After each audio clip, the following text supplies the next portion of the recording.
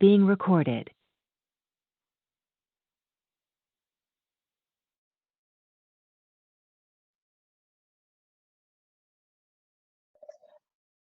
So, I will quickly recap from yesterday's session. So, we had, of course, talked about why is it important to learn to manage anger.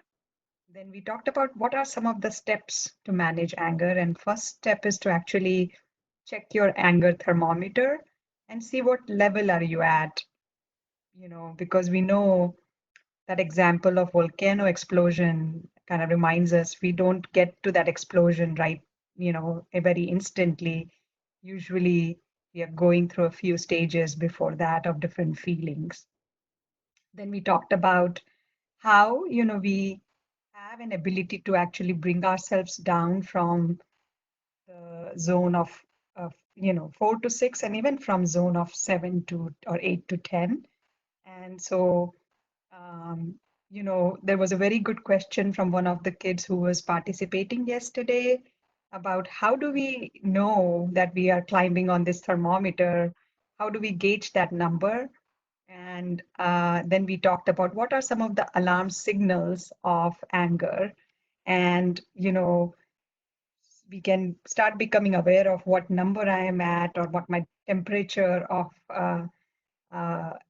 emotion is, or my anger temperature on the scale of 1 to 10 is, by seeing how we are feeling in our body, way we are talking, and what kind of thoughts we are having. And then we talked about how now we have an ability to actually, you know, do certain strategies to lower our anger levels from that zone of 8, 9, 10 to 4, 5, 6, and then we can take the next step of coming down further. So we talked about, how taking deep breaths and practicing mindfulness exercises is a very helpful strategy. And I walked everyone through like a mindfulness practice to pay attention to our thoughts. Day before yesterday, we did a mindfulness practice to be more aware of our feelings.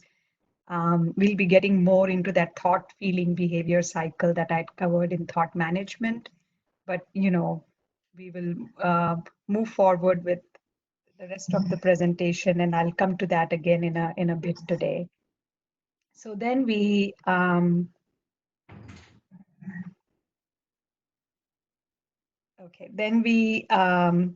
know, are now at going back to what steps we've covered so far. So we first learned how to recognize the level of our anger by using that anger thermometer. And then we said, okay, what are some of the ways to lower that level of anger? So we talked about some of the things in the previous slide yesterday and some exercises we can do to calm down and some things we can do. Now, often what leads to anger is a kind of a problem. It's a problem in my eyes, may not be big problem in your eyes if it's like a child-parent interaction. For example, I want that particular new backpack, and my parents are feeling like I really don't need it. But to me, it's important. I need that backpack, but I'm hearing a no from my parents. So in my head, that's a significant thing. And it's kind of a problem that my parents are saying, no, you can't get that backpack, right? So a lot of the times, the reason we get angry, and we covered that in the first presentation, some of the reasons we get angry. One of the common ones is when things kind of don't go our way, or we perceive that as a problem. So, one of the ways to manage anger is actually to look at that problem or face that problem, and then find some problem solving techniques, because there is another way to solve that problem than getting really mad or upset or angry. So what are some of the ways? So we talk about traffic light analogy, or you thinking about a traffic light to help solve the problem. So, if I am encountering a situation where I am upset that my request or my demand is not being met, and I'm starting to feel really upset, frustrated. Maybe I'm climbing on my anger thermometer, you know. So, you know, when I get to that upper level of the thermometer or red light, for instance, if we go with the traffic light model, that's what you know, um, that red zone, I remind myself, oops, I am about to get into that danger zone. I might explode and behave in a way that I might even lose my chances to get what I want. So let's remember that red danger zone means red light, and take a pause and breathe several times. And once I'm able to breathe, you know, move away from the situation, take a minute to calm myself down, then I can slowly come down to the yellow light. And I'm now able to think a little bit about what are some of the different ways to solve this problem. So, like I was mentioning to you guys yesterday, we know that our emotional brain hijacks our logical brain, which helps us to solve problems or gives us ideas to solve problems. That definitely happens when we are in that red light zone, that 8 to 10 zone. So by doing some breathing, taking a minute to look at your thoughts, body sensations, breathe, have cold water, go for a walk, take a minute, go for a timeout for yourself. You come to the yellow light, you're in that 4 to 6 zone. That's when your emotional brain is starting to loosen that capture that it has on the logical brain. And our logical brain is starting to help us think about what could be different ways to get what I want. And then you can think about what are the different options and alternatives. And then you are able to actually choose one of those alternatives as a way to, you know, kind of solve that problem that you're facing right now. So here is an example.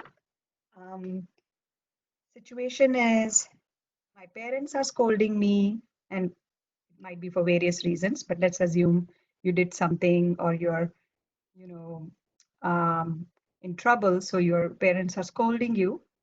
So you're feeling really angry, nervous, and maybe even hysterical.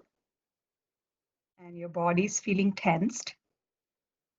So in this situation, remember the traffic light and stop and breathe for a few minutes, a few seconds at least. And then when you're down to that yellow zone, you can think about what alternatives of behaviors I can choose to respond to what's going on right now. One alternative might be, I won't answer back, but I'll try to listen. Maybe they have a point. They're not just getting upset for no reason. Another alternative might be, I'll ignore them. I'll do what I want. Who cares what they want me to do? Third alternative might be, I'll yell back at them. So once we are looking at the alternatives of different ways to respond, instead of reacting, right, like just closing the door and screaming, yelling directly, you took a minute, you looked at, okay, what are some of the ways I can respond? It also then is important to look at what will be the good or bad, or what would be helpful or not so helpful to go with each of those ideas or alternatives you think that would solve this problem or this situation you're facing. So for one, if I won't answer back, I will try to listen. Maybe that would help them stop scolding and getting upset with me, and they might start to also calm down and help me calmly what they are trying to say. If I choose the next alternative, like I'll ignore them, that might maybe even make them more angry because you're now ignoring them. And then if I yell back at them, they will scold me even more. So, oops. So, in this case, the kid chose to go with the third option. I yelled at them. I couldn't control myself. And the results that ended up being was he got more scolding and he was grounded. So, would you say this was solving the problem or making the problem worse? This particular choice that this kid made, was that helpful to solve the problem or it made the problem worse?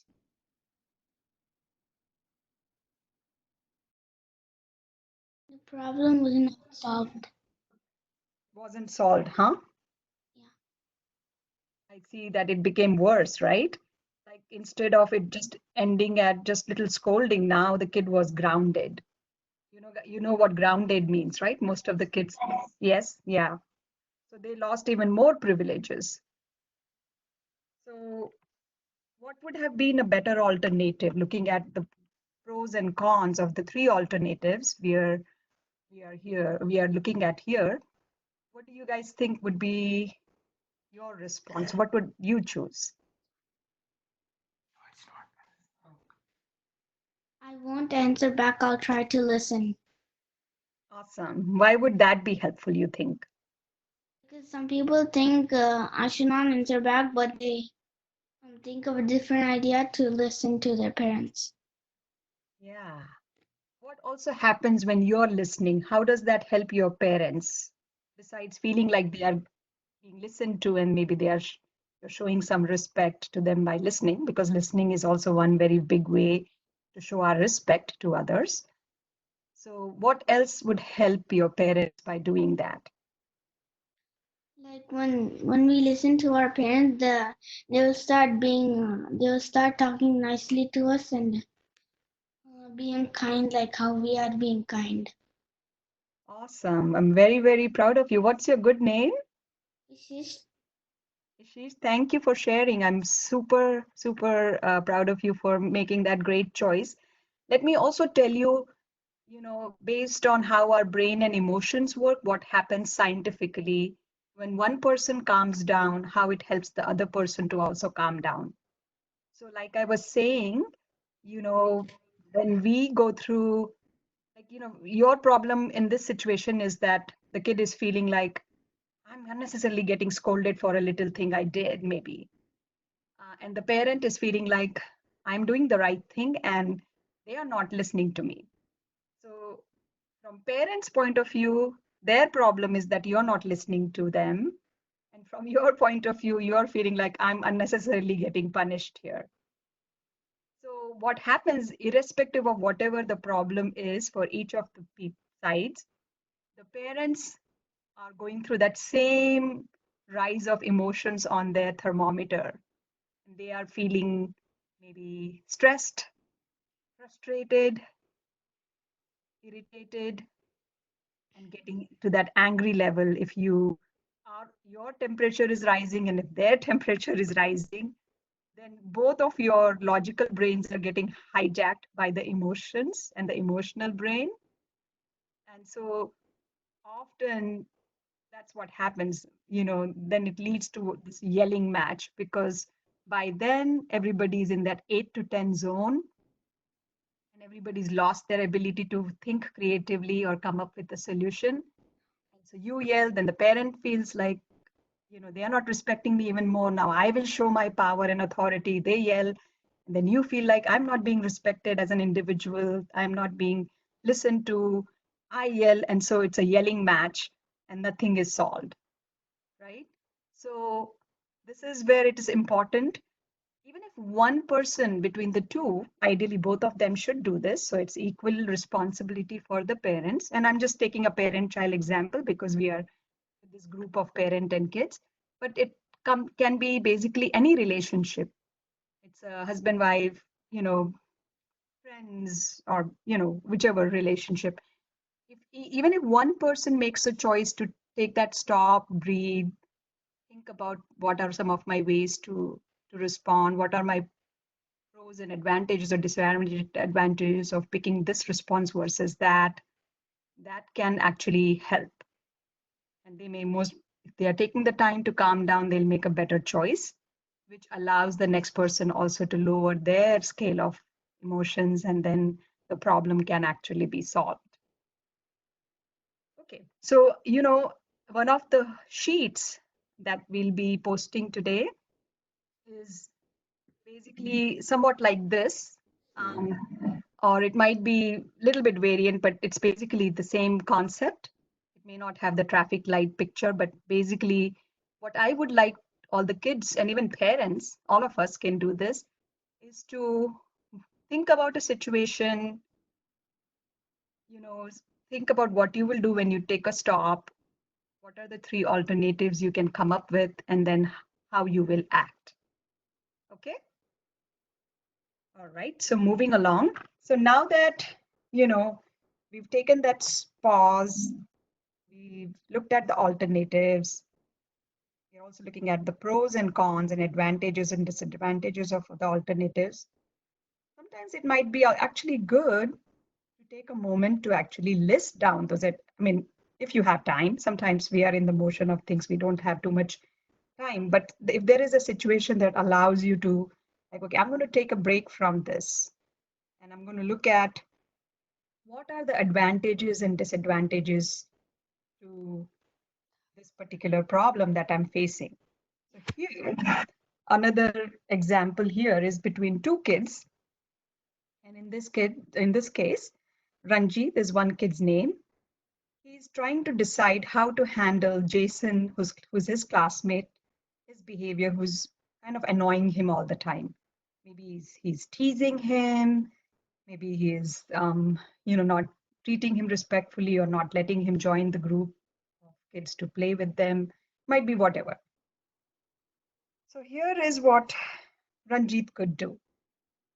He could look at what are my choices, and then what is the advantage of going with this choice versus what's the disadvantage. So Ranjit could choose to shove him, and maybe the advantage of choosing that behavior or action might be I will show him who's the boss. If I can do that, I can show that, don't mess with me, I'm the boss. But, you know, uh, disadvantage could be, sorry, I know this, so for some reason, the last part of the slide I didn't realize was cutting off. But basically, um, um, if I am seen shoving Ranjit because there's people on yard duty or teacher or somebody sees me, then both of us are going to get into trouble. And maybe since I'm the person who's doing this behavior that's inappropriate, I might get called out, and he might be seeming the innocent one, maybe because the teacher hasn't noticed that he had been doing some things that were annoying to you. So you could get into trouble. If I chose to tell the teacher, they will scold him, and you may be blamed to be a tattletale. If you kept quiet, there's not much of advantage that, but he may keep doing what he wants to do. He may still mock you, tease you. If you make fun of him, he may get more upset and maybe he'll punch you. If you ignore him, he may get tired after all, because if you're not reacting or responding to his whatever little inappropriate behavior, and again, this is minor stuff, I'm not talking about like bullying, but maybe some kind of just like you know teasing you in a subtle way, or the kind of stuff that happens in schools. You may choose to ignore him, and he may get after all tired that, oh, I'm not getting any reaction, this kid is just like doesn't care. So disadvantage is, yes, you need to be patient and you'll have to work on being more patient. Or sometimes it would be like, okay, let him keep doing it. So what? Sometimes that could be a choice. After all, how many days or how many times he's going to keep doing it? Let him keep doing it. Who cares? I'll keep ignoring him. He will get tired and there will be no disadvantage to that choice. So, how many of the kids watching this slide would like to go with the last two options versus the first two options?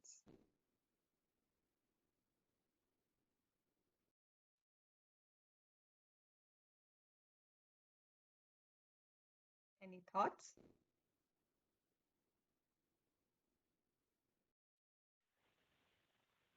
Last two? Dr. Yeah. Yeah, I wanted to share a quick experience what I had when my kids were young. I had a book, and it is that technique. So what? I think the title of the book was also that, and it's a very powerful technique. I did not realize the power of so what, and the in that story, the other person did get tired, and he said this, like, whatever I say, nothing happens to this guy. He has such a thick skin. I am wasting my time and energy. So I should, maybe grab another child who doesn't know this technique and then see how it happens. But I would highly recommend even adults, for that matter, to use this technique. And if I can find the detail of that book, I will be more than happy to share. Oh, thank you. Yes, this is a very powerful technique. This could be applied in other contexts also in our lives, like sometimes when we are worrying too much and we are fearful of something, again, within the like constraint of it's not like a really bad thing. But sometimes it's like, so what? I mean, what is it that so what it happens? It will, there will be some alternative, you know, um, that might work out. So I see somebody said telling the teacher might also work. Yes, I think that's actually also a good strategy. I know a lot of kids worry about being labeled that tattletale, and they don't like to get, um, get into that position. You can do this anonymously. You can go as a group and talk about it. Get other couple friends who are able to understand your problem. Teachers are able to keep it anonymous. So there's ways to do it where if you're worried about getting that label and getting teased about that, certainly it's very important to make sure you're getting the right help and not, you know, tolerating any kind of inappropriate behavior. Okay. So this is just an example. I picked up a couple relevant examples from the course book that I'm teaching you guys this course. And so, you know, so basically, I'll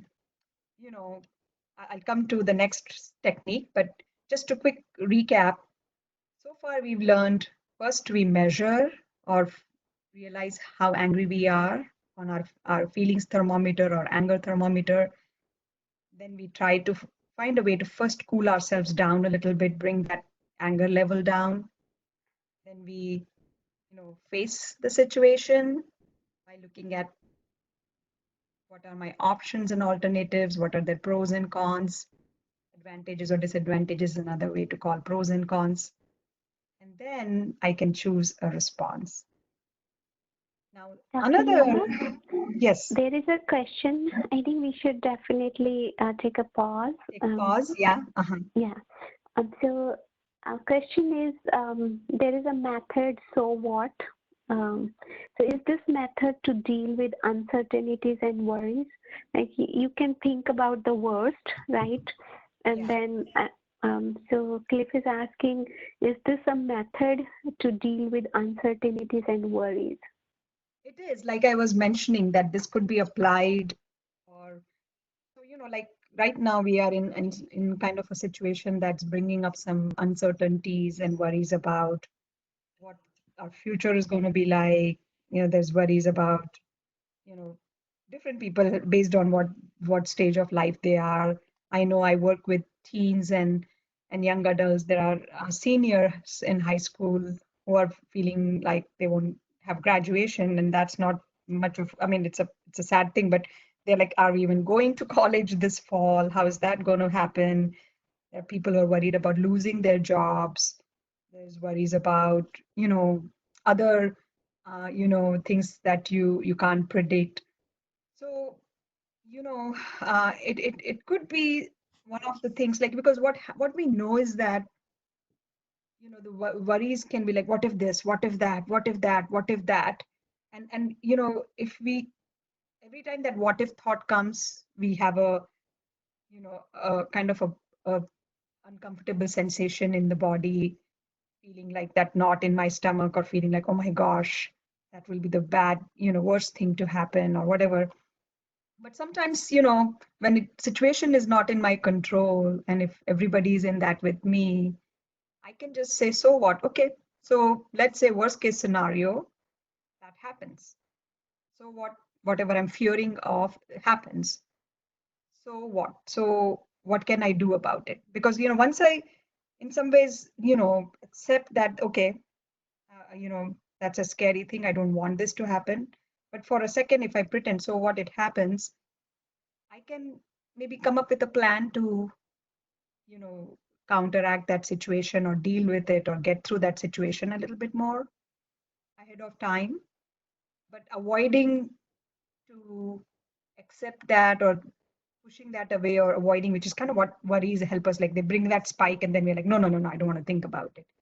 But sometimes that so what technique really says, okay, so what is my ultimate fear here? So what, this happens, what can I do about it? I think it gives you a little bit of a sense of control over that worry than keeping it free flowing and letting it attack you every time. Okay, so I'm looking at the clock. Poonam, do you have any like gratitude slide, or any 1 minute thing you were hoping to do today? If you have, Dr. Leena, go ahead. I do have. I can maybe do some other time. Okay. All right. So, I will do a really short one, just building upon the ones we have done in the last couple days. I want to be certainly mindful of the time. So I'm not going to do even a longer version. Um, so, let's end by having a relaxed feeling. So everyone sits comfortably. If possible, sit with your back upright. That helps us to focus and concentrate better. And if you feel comfortable, close your eyes.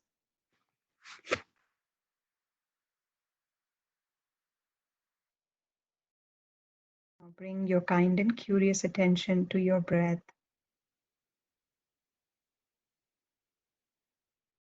Breathing in, imagining your lungs are filling up like a balloon. Breathing out, noticing the air releasing from those balloons. Breathing in and out. And slowly coming to your still quiet place.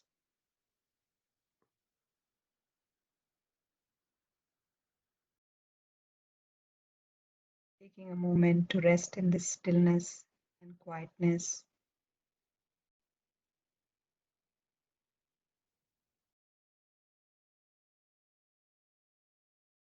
Now let's take a moment to go over the takeaway, or take home points from today's presentation.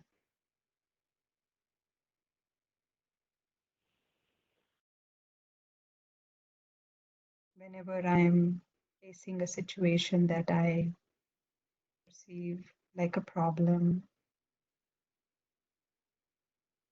I'm going to remember the traffic light up and breathe. Think of the alternatives.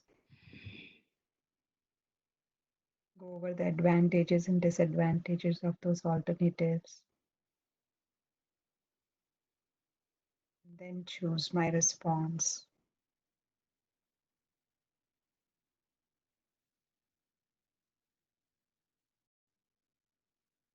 When I breathe, come to the stillness and quietness. It allows me to look at the alternatives and helps me choose the right response.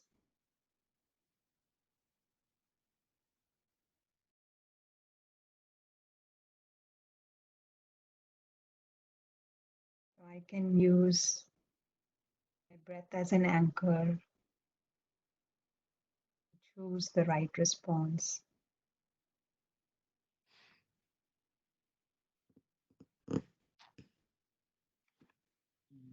In a moment,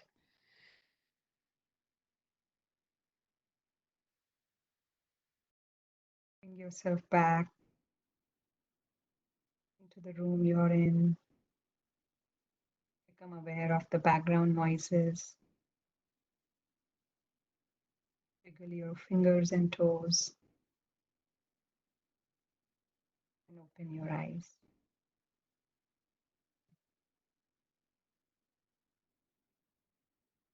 Thank you, Dr. Leena. And I was thinking that question of uncertainties and unknowns, right? So as we know, nobody can predict future. And we say past is history, future is a mystery.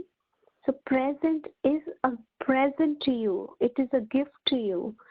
So here I'm sharing a quote also. Nothing you can come into your life unless you are grateful for what you already have.